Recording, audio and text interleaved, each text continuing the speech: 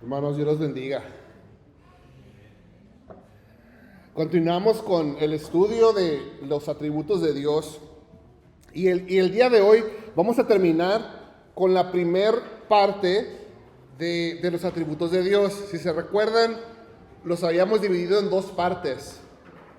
Eran los atributos incomunicables y los atributos comunicables de Dios. Hemos estado estudiando sus atributos incomunicables. Estudiamos acerca de su independencia, su inmutabilidad, su eternidad. Y ahora vamos a estudiar las últimas dos partes de esta sección. Vamos a estudiar la omnipresencia de Dios y vamos a estudiar la unidad de Dios.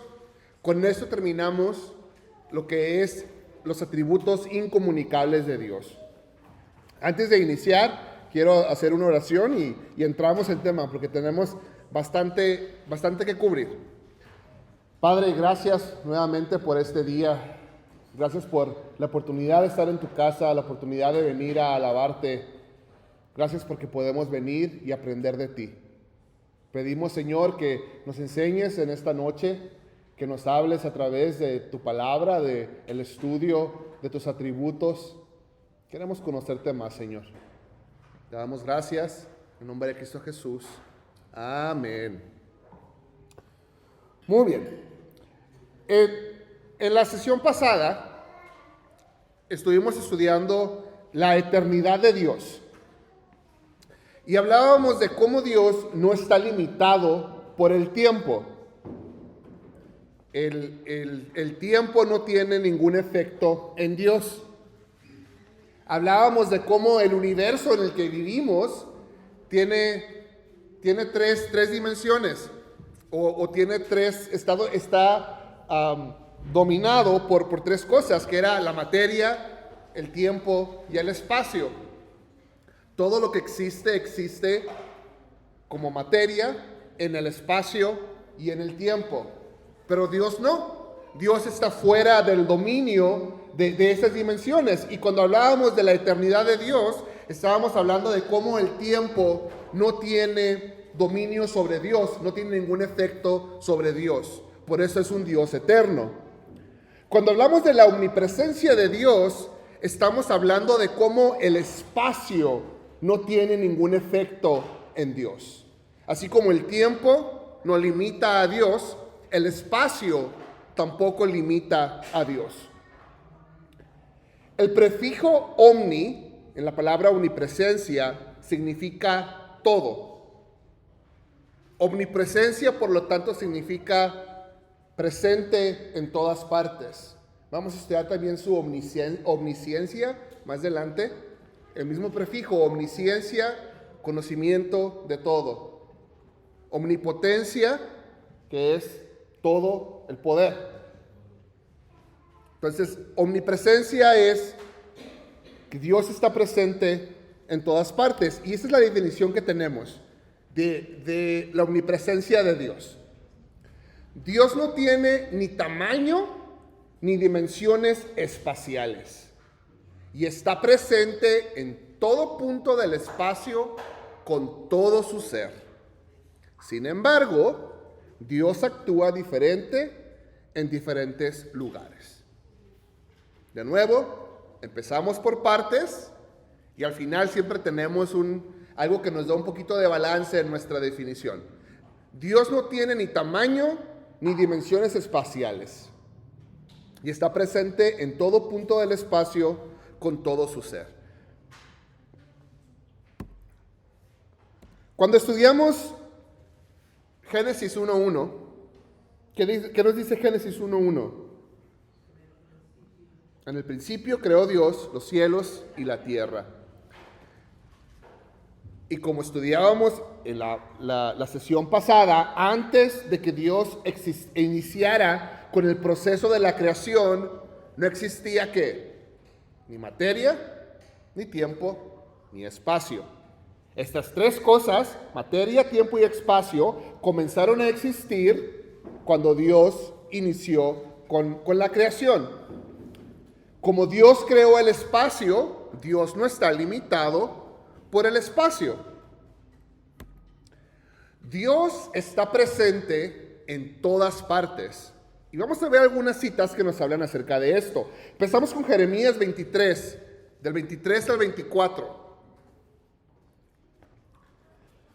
¿Soy yo Dios de cerca solamente? Dice Jehová, y no Dios desde muy lejos. ¿Se ocultará alguno, dice Jehová, en escondrijos que yo no lo vea? ¿No lleno yo, dice Jehová, el cielo y la tierra? Aquí en Jeremías Dios nos está hablando acerca de su presencia que está en todas partes, que lo llena todo. Salmo 139 del 7 al 10. Este es un salmo de David. Y David está meditando en la presencia de Dios. Y me gusta mucho este versículo y una canción muy bonita de este salmo. David dice, ¿a dónde me iré de tu espíritu? ¿A dónde huiré de tu presencia? Si subiera a los cielos, allí estás tú. Y si en el Seol hiciere mi estrado, he allí tú estás. Si tomare las alas del alba y habitare en el extremo del mar, aún allí me guiaría tu mano y me asirá tu diestra.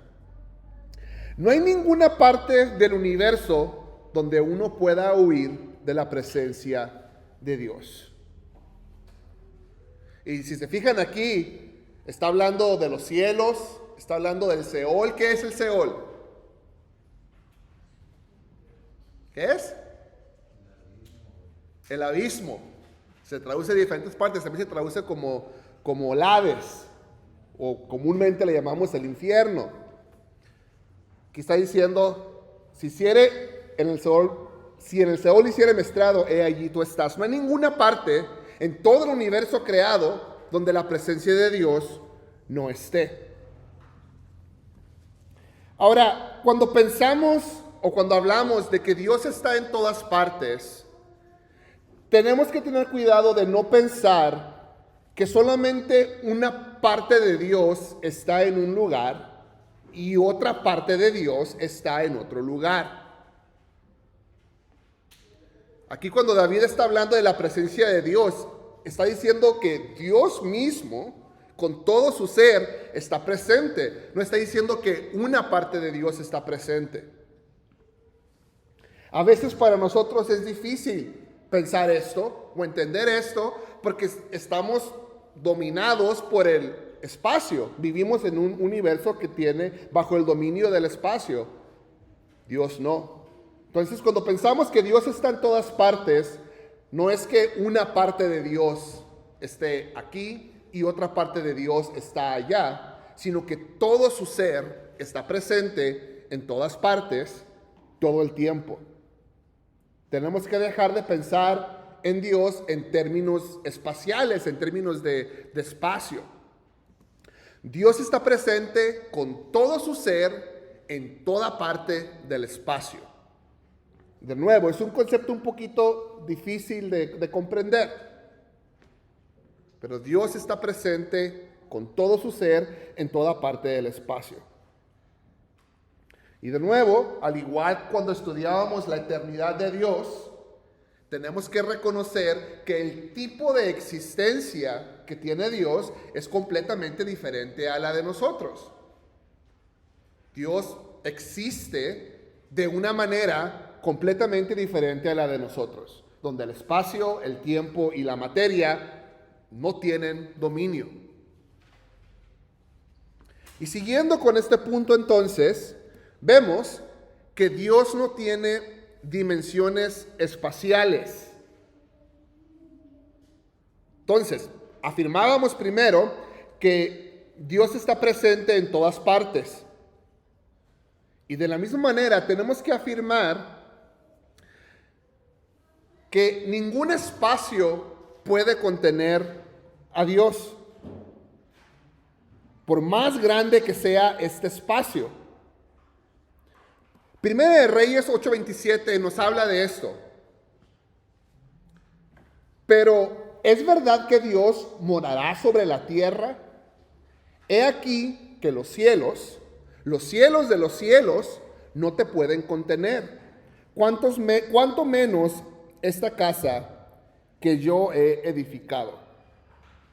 Cuando pensamos en la omnipresencia de Dios, debemos de evitar pensar en Dios como si fuera un ser que es infinitamente ancho, infinitamente alto, infinitamente largo. No es que Dios sea infinitamente grande,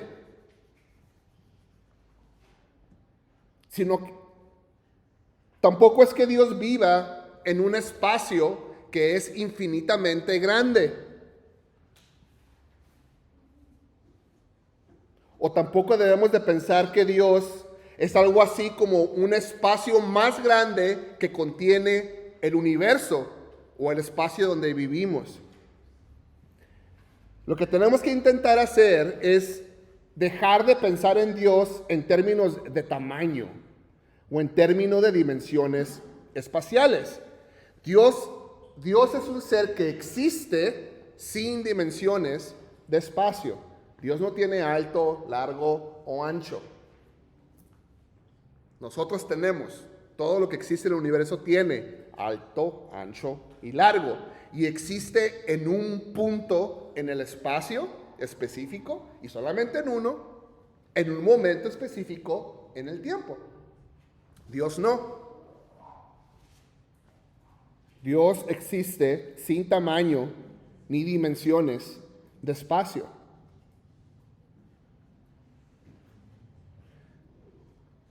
Ahora, estando esto claro, son dos puntos. Dios está presente en todas partes y Dios no tiene tamaño de la manera que nosotros tenemos.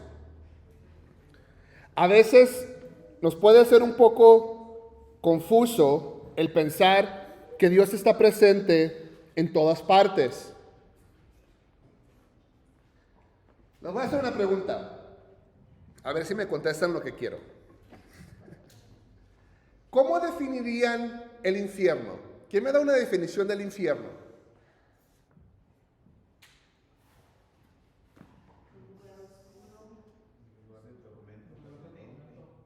Ajá. ¿Cómo más se define comúnmente al infierno?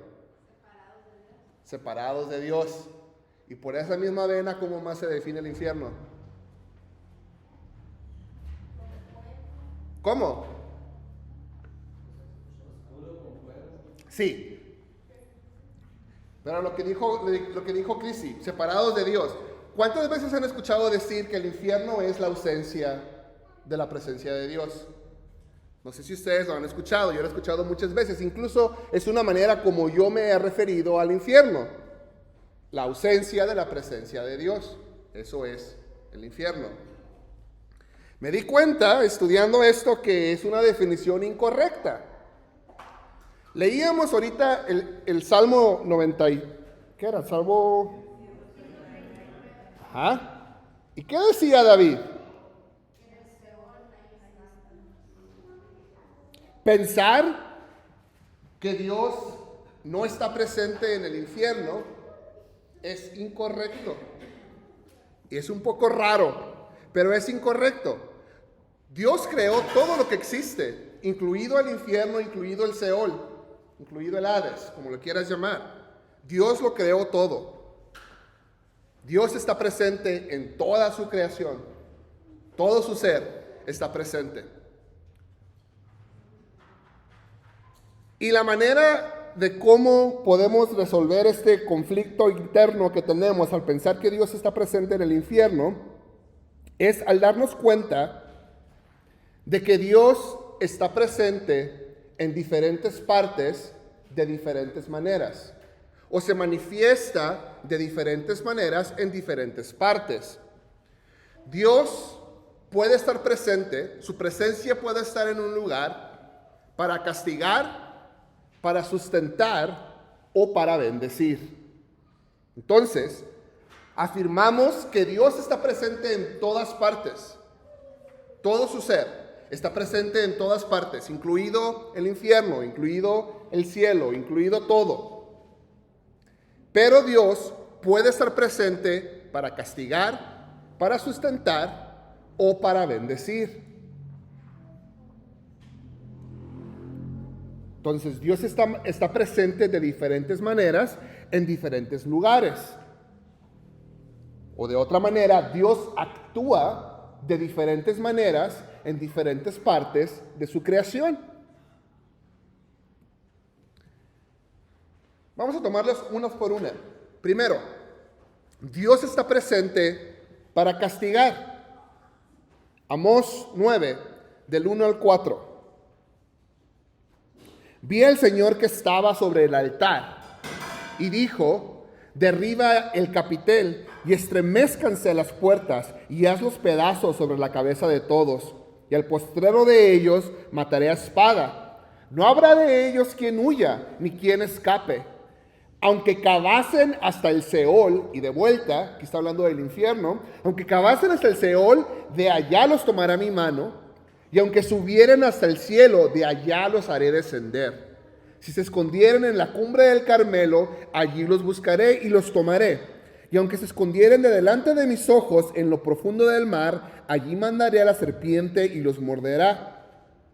Y si fueren en cautiverio delante de sus enemigos, allí mandaré la espada y los matará. Y pondré sobre ellos mis ojos para mal y no para bien. A veces Dios está presente para castigar.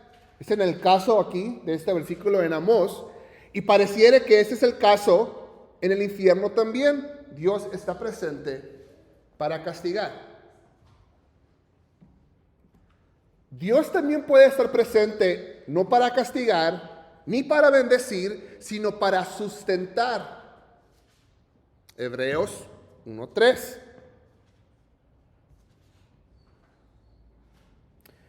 El cual, siendo el resplandor de su gloria y la imagen misma de su sustancia, y quien sustenta todas las cosas con la palabra de su poder. Y hablamos de eso también un poco la vez pasada. Dios está constantemente sustentando la creación. Desde el momento en que Dios crea el universo y todo lo que existe, Él ha estado sustentando la creación misma, para que la creación no deje de existir. Si Dios deja de sustentar el universo deja de existir. Dios está presente para sustentar. Entonces no está necesariamente ni bendiciendo, ni está necesariamente castigando, simplemente está sustentando. Y en este caso tenemos que decir que Dios está presente en todas partes, todo el tiempo, sustentando. Porque si no, las cosas no pudieran existir.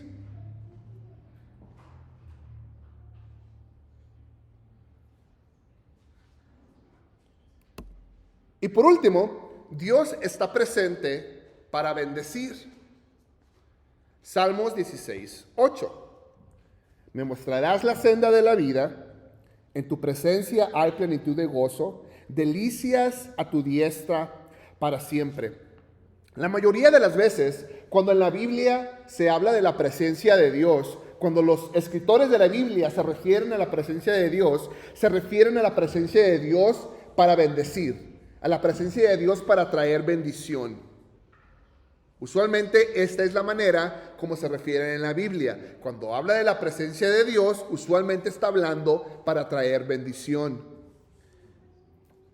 Por ejemplo, si leemos 1 Samuel 4:4, que nos habla de la presencia de Dios en el cofre del pacto, está hablando de la presencia de Dios para bendecir. Y envió al pueblo a Silo y trajeron de allá el arca del pacto de Jehová de los ejércitos, que moraba entre los querubines. Y los dos hijos de Elí, Ofni y Fines, estaban allí con el arca del pacto de Dios. Entonces, en el caso aquí del arca del pacto, Dios daba a conocer su presencia de una manera especial en ese lugar, en medio de los dos querubines en el cofre del pacto. Dios se manifestaba de una manera especial ahí para traer bendición. Ahora, el hecho de que esté ahí de una manera especial no significa que no estaba en ninguna otra parte, o que solamente se encontraba en ese lugar donde estaba el cofre del pacto. Simplemente significa que su presencia se manifestaba de una manera especial en ese lugar para bendecir a su pueblo. Y de nuevo, los escritores de la Biblia, cuando se refieren a la presencia de Dios, usualmente se refieren de esta manera, a esa manifestación especial que Dios hace de su presencia para traer bendición. Lo podemos ver también cuando hablamos de las reuniones que tenemos como iglesia, en la congregación. Dios se manifiesta de una manera especial para traer bendición. Pero no significa que Dios no estaba aquí antes. O no significa que Dios deje de estar. Él está en todas partes. Pero Él escoge manifestarse de maneras especiales en diferentes circunstancias. Y de nuevo, usualmente en la Biblia, cuando habla de que Dios se manifestó, de la presencia de Dios, se refiere a la presencia de Dios para traer bendición.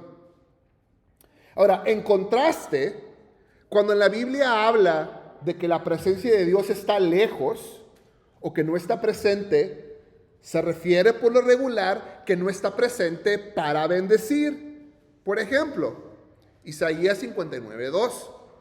Son las iniquidades de ustedes las que los separan de Dios.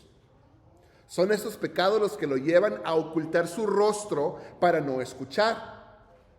Entonces, de nuevo, no está diciendo que Dios no está en ese lugar, sino que no está presente para bendecir. Igual en Proverbios 15:29, Jehová está lejos de los impíos, pero Él oye la oración de los justos. Entonces, Jehová está lejos. Pero no significa que Jehová no esté presente. Significa que no está ahí para traer bendición. Pero aún está presente para sustentar la creación. Entonces Dios está presente en todas partes del espacio con todo su ser. Sin embargo, Dios actúa en forma diferente en diferentes lugares. Y hablábamos de que por lo regular, cuando en la Biblia se refiere a la presencia de Dios, se refiere a la presencia de Dios para bendecir. Pero también su presencia puede estar para castigar, como lo es en el caso del infierno, o su presencia de Dios puede estar simplemente para sustentar la creación. Obviamente lo que nosotros buscamos es la presencia de Dios para bendecir. Estas manifestaciones especiales de la presencia de Dios, donde trae bendición a su pueblo, donde lo podemos sentir de una manera especial.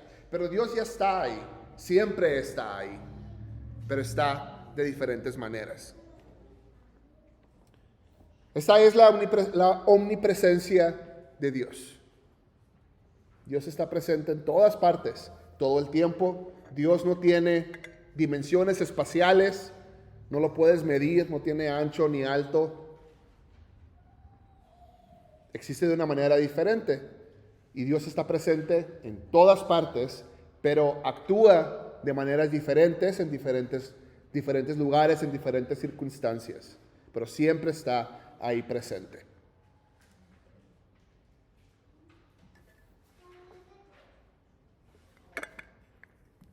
Muy bien, ¿todo bien con la omnipresencia de Dios?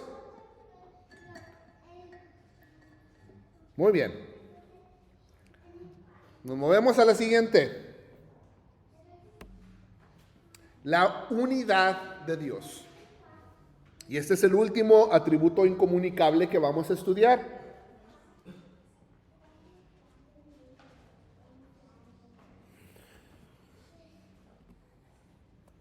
La unidad de Dios se define como sigue.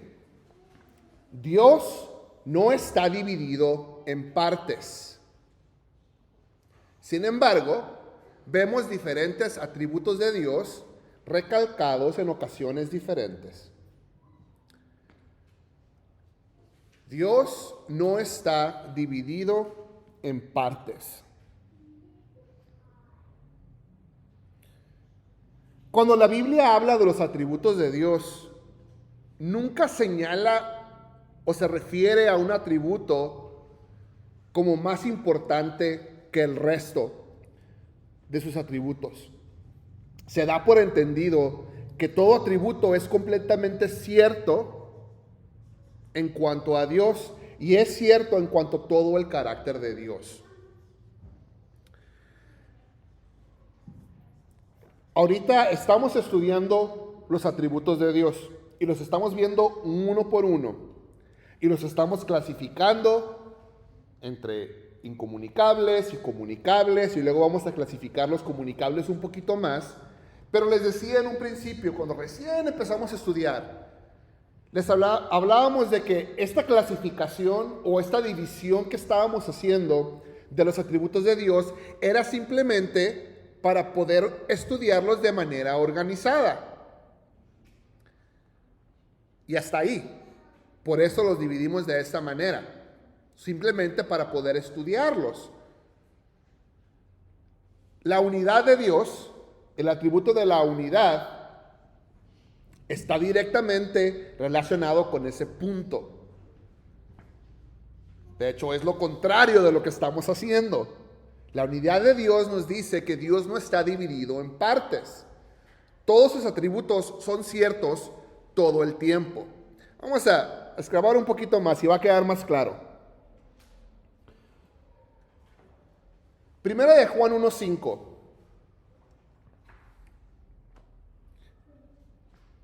Este mensaje que hemos oído de Él y os anunciamos. Dios es luz y no hay ningunas tinieblas en Él. Y luego, más adelante, primera de Juan 4:8 nos dice, el que no ama no ha conocido a Dios, porque Dios es amor. Entonces, estos dos versículos están diciendo dos cosas. Están diciendo Dios es luz y luego está diciendo Dios es amor. Lo que estos versículos no están diciendo es que una parte de Dios es luz y otra parte de Dios es amor. Tampoco están diciendo que Dios es más luz que amor o que es más amor que luz. Simplemente están diciendo que Dios mismo es luz y que Dios mismo es amor a la misma vez, al mismo tiempo. En Éxodo 34, del 6 al 7, tenemos una lista bien larga de atributos de Dios. Y pasando Jehová por delante de él, proclamó, Jehová, Jehová, fuerte, misericordioso, piadoso, tarde para la ira y grande en misericordia y verdad, que guarda misericordia a millares, que perdona la iniquidad, la rebelión y el pecado, y que de ningún modo tendrá por inocente al malvado, o sea, justicia, que visite la iniquidad de los padres sobre los hijos y sobre los hijos de los hijos hasta la tercera y cuarta generación. Entonces, aquí nos da una lista larga de atributos de Dios. Y de nuevo, no debemos de pensar, no debemos de decir que esos atributos son solamente características de alguna parte de Dios. Más bien, todos estos atributos son características de Dios mismo y por consiguiente son características de todo lo que es Dios en su ser, en su totalidad. Vamos a ver unos diagramas, unos ejemplos que quizás nos van a ayudar a aclarar un poquito más esto.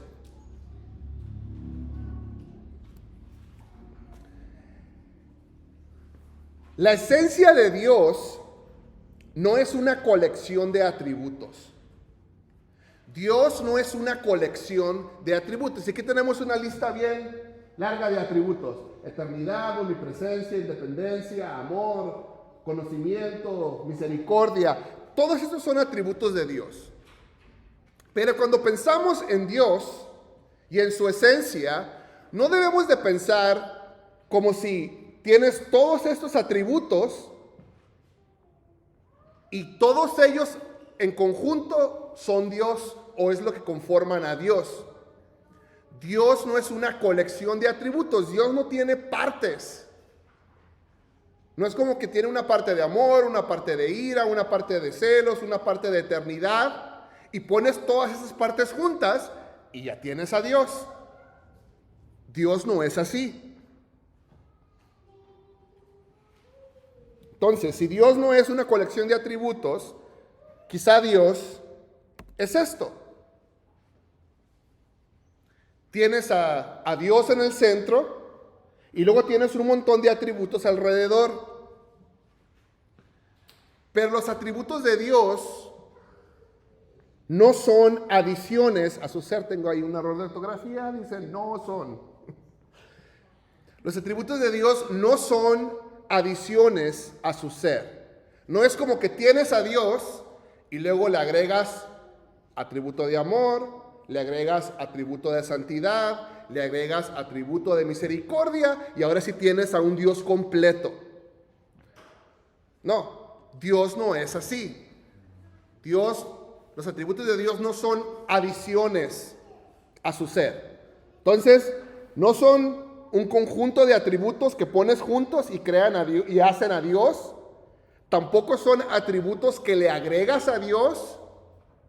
Dios no es así. Los atributos de Dios no son algo externo a lo que Dios es.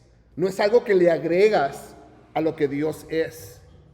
Simplemente los atributos de Dios es lo que Dios es. Son parte de su ser, son parte de su esencia. Todo el ser de Dios incluye todos los atributos. Él es enteramente amor, enteramente misericordioso, enteramente justo, etc. Todo atributo de Dios que hallamos en la Biblia es verdad de todo el ser de Dios. Y por consiguiente podemos decir que todo atributo de Dios también califica a todos los demás atributos. Todo el ser de Dios incluye todos sus atributos.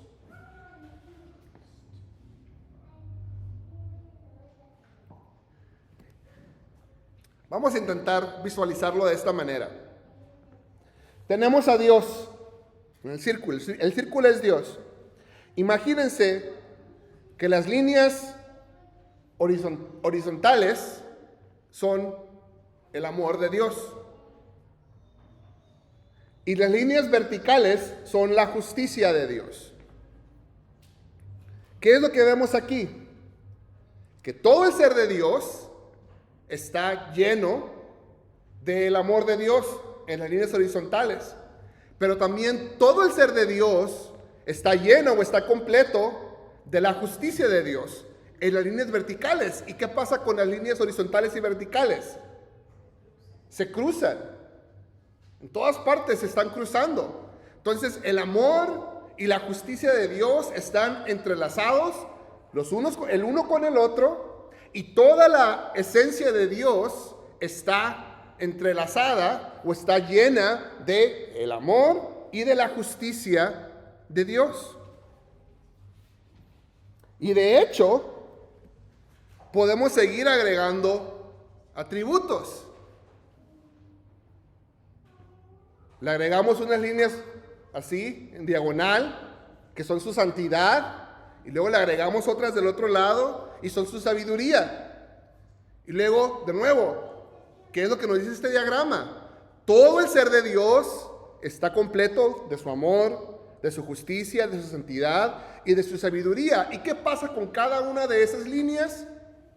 Todas se cruzan unas con otras.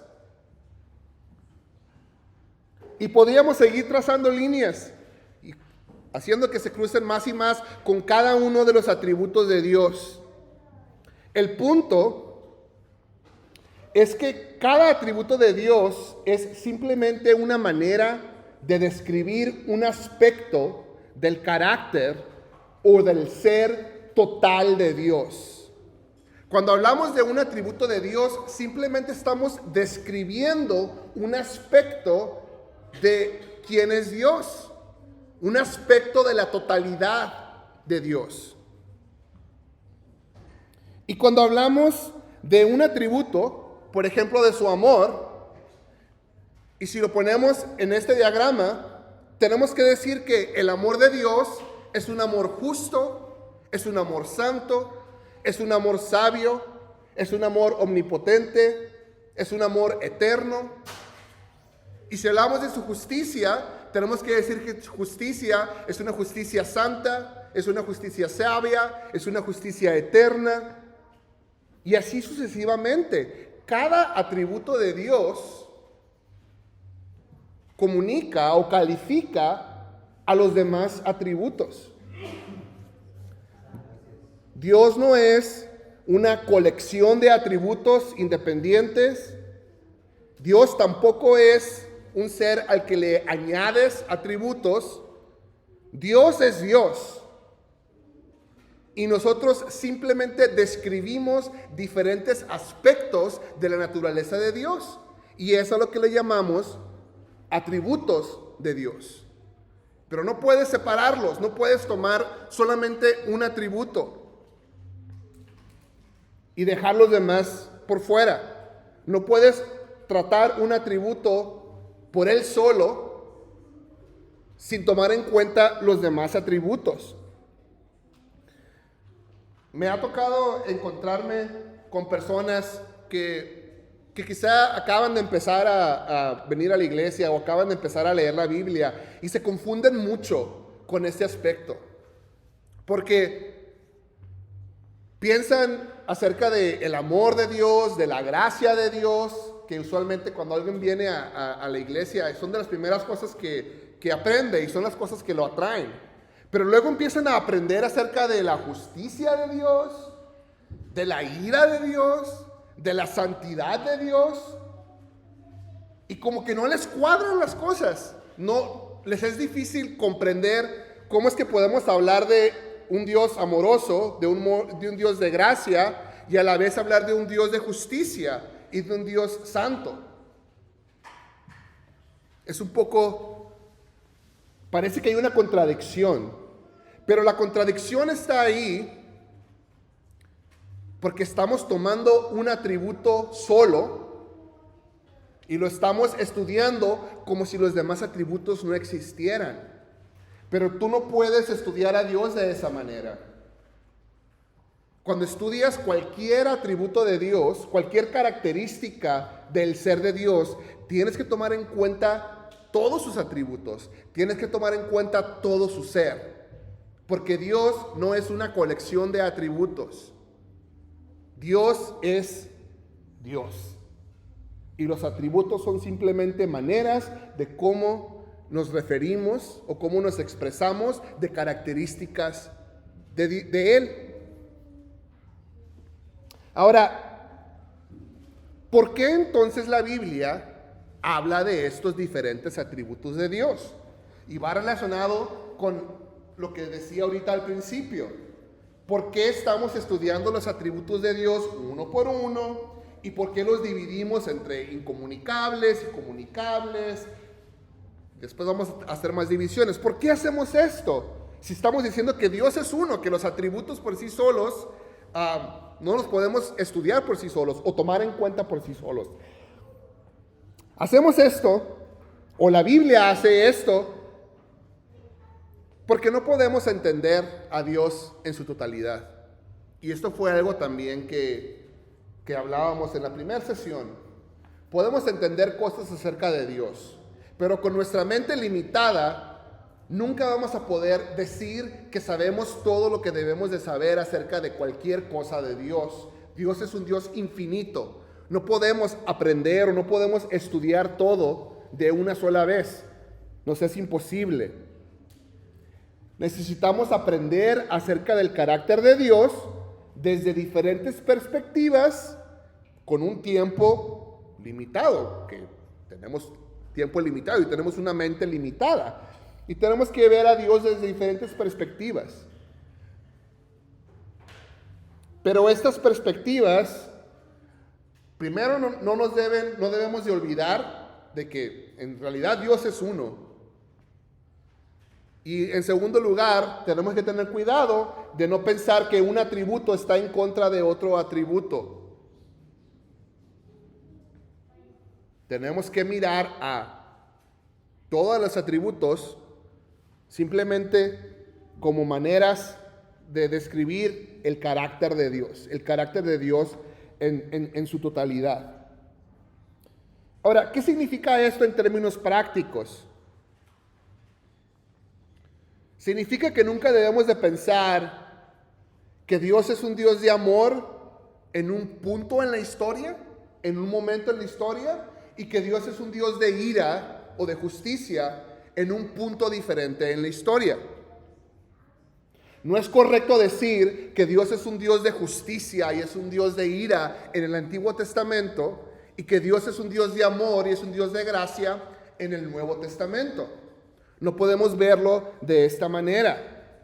Dios siempre ha sido infinitamente justo e infinitamente amor por igual. Siempre. Tanto en el Antiguo Testamento como en el Nuevo Testamento y en cualquier momento en la historia.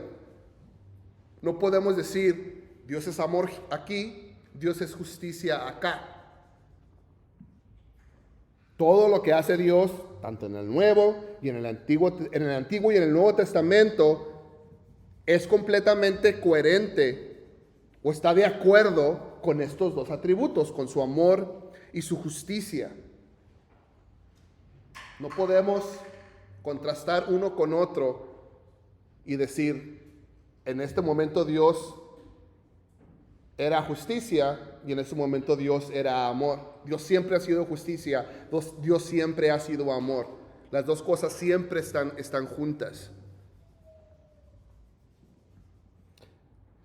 Ahora, algunas acciones o algunas cosas que hace Dios destacan ciertos atributos o dan a conocer o revelan ciertos atributos. Por ejemplo, en la creación se destaca su poder y su sabiduría.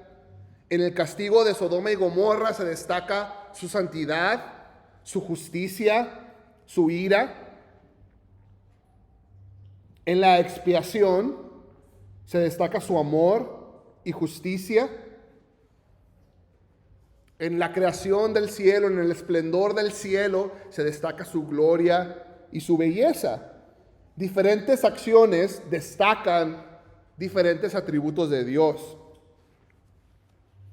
Pero en cada una de estas circunstancias, de estos puntos que vimos, de alguna manera o de otra, encontramos los demás atributos de Dios. Su conocimiento, su santidad, su misericordia y verdad, su paciencia y soberanía.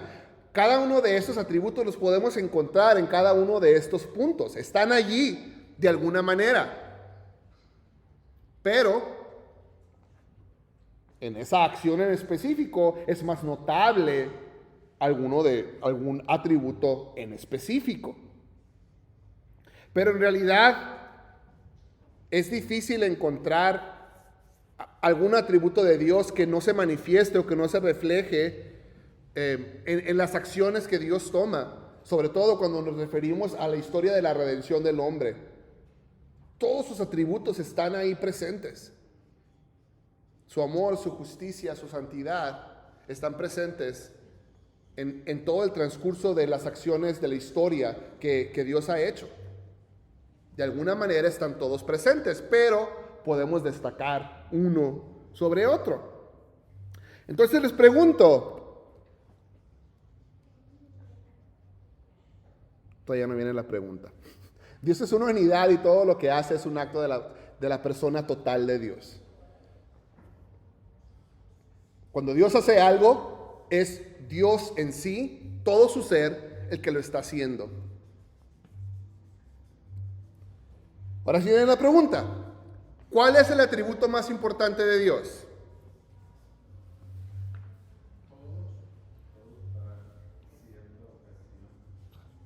Todos. No podemos señalar a un atributo en específico y decir, este es el atributo más importante de Dios.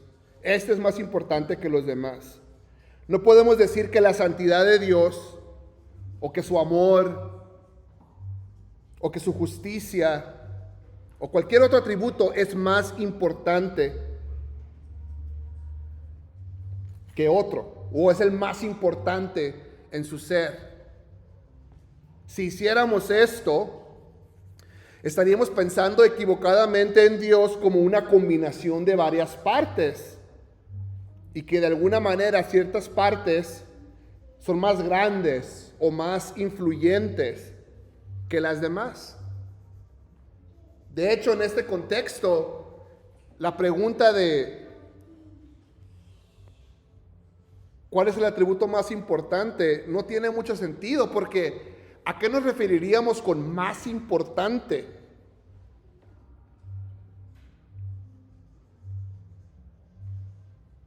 Si nos preguntamos qué significa más importante en este caso, estamos diciendo que Dios toma acciones o hace cosas que están en contra de ciertos atributos y a favor de otros. ¿Eso es a lo que nos referimos con más importante? ¿O nos referimos a que a veces deja de lado ciertos atributos para llevar a cabo ciertas cosas que son quizá ligeramente contrarias al atributo que está dejando? No podemos decir que eso sucede. Si dijéramos que eso sucede, estaríamos diciendo que Dios no actúa siempre conforme a su propio carácter, o que cambia, o que tiene la capacidad de cambiar, que de alguna manera se hace diferente a lo que había sido o a lo que era para llevar a cabo una acción. Y ya estudiamos la inmutabilidad de Dios. ¿Y qué nos dice la inmutabilidad de Dios? Que Dios no cambia, que Dios es el mismo siempre. Entonces, si Dios pudiera dejar de lado uno de sus atributos por un momento para llevar a cabo una acción, entonces Dios estaría cambiando. Y más adelante, cuando quisiera llevar a cabo una acción diferente, dejaría de lado otro atributo para llevarla a cabo. Dios estaría cambiando, pero Dios no cambia. La clave aquí es que tenemos que ver los atributos de Dios como diferentes aspectos del carácter total de Dios. Los atributos son simplemente maneras de describir diferentes aspectos del carácter total de Dios. ¿De quién es Dios? Son solamente una descripción. Los atributos en sí mismos no son nada. No son algo adicional que le agregas a Dios, o no son las partes que conforman lo que es Dios. Los atributos de Dios son solamente una descripción del carácter de Dios, de lo que Dios es por sí mismo. Y según esta definición, entonces, no puede haber atributo que sea más importante que otro atributo, porque en realidad son solamente una descripción de lo que Dios es. Y Dios en su ser es lo que es importante. Lo que importa más no son a lo que estamos llamando atributos por sí mismos. Entonces, conforme sigamos estudiando los atributos de Dios, hay que tener este punto muy, muy en cuenta. El punto de la unidad de Dios. En realidad, los atributos son solamente descripciones de diferentes características o aspectos de Dios en su totalidad. Las vamos a seguir viendo por partes, porque es la manera como podemos estudiarlas, pero no hay que olvidar esto: Dios es uno en su ser, no hay división en su ser. Y cuando nos referimos a cualquier atributo, siempre tenemos que tomar en cuenta que ese atributo va a estar relacionado con todos los demás atributos. Si hablamos de su amor, es su amor eterno, justo, perfecto, todopoderoso. Si amamos de su justicia, es una justicia santa, perfecta, todopoderosa, eterna, etcétera, etcétera. No puedes tomar un atributo por sí solo. Tienes que tomar la totalidad de quién es Dios. Pero ciertas acciones sí le dan un énfasis o resaltan un atributo en específico o una característica en específica. Pero Dios es Dios. Sus atributos son simplemente descripciones de quién es Él. Y con eso, hermanos, terminamos el estudio de los atributos incomunicables de Dios. Siguiendo la siguiente sesión, empezamos con los atributos comunicables de Dios. Todavía tenemos mucho camino que cubrir en cuanto a el estudio de Dios, el estudio de lo que le llamamos teología propia. Vamos a orar. Gracias, Padre, nuevamente por poder estudiar de ti. Gracias por tu palabra, porque te revelas a través de ella, nos revelas tu naturaleza. Podemos aprender más de quién eres tú. Y el conocerte y el conocer más de ti, Señor, nos da claridad, Padre, en cuanto a tus propósitos, en cuanto a quién eres, en cuanto a quiénes somos nosotros y tu plan eterno. Gracias, Señor, por la oportunidad de seguir estudiando teología, Padre, y síguenos, Señor, hablando. Sigue, Señor, mandando tu Espíritu Santo, Padre, para que nos dé claridad en estos temas que a veces son complicados, Señor. Pero queremos aprender lo que tú tienes para enseñarnos. Y sobre todo, Padre, que este conocimiento tenga un efecto en nuestra vida. Te alabamos y te damos gracias. En el nombre de Cristo Jesús. Amén.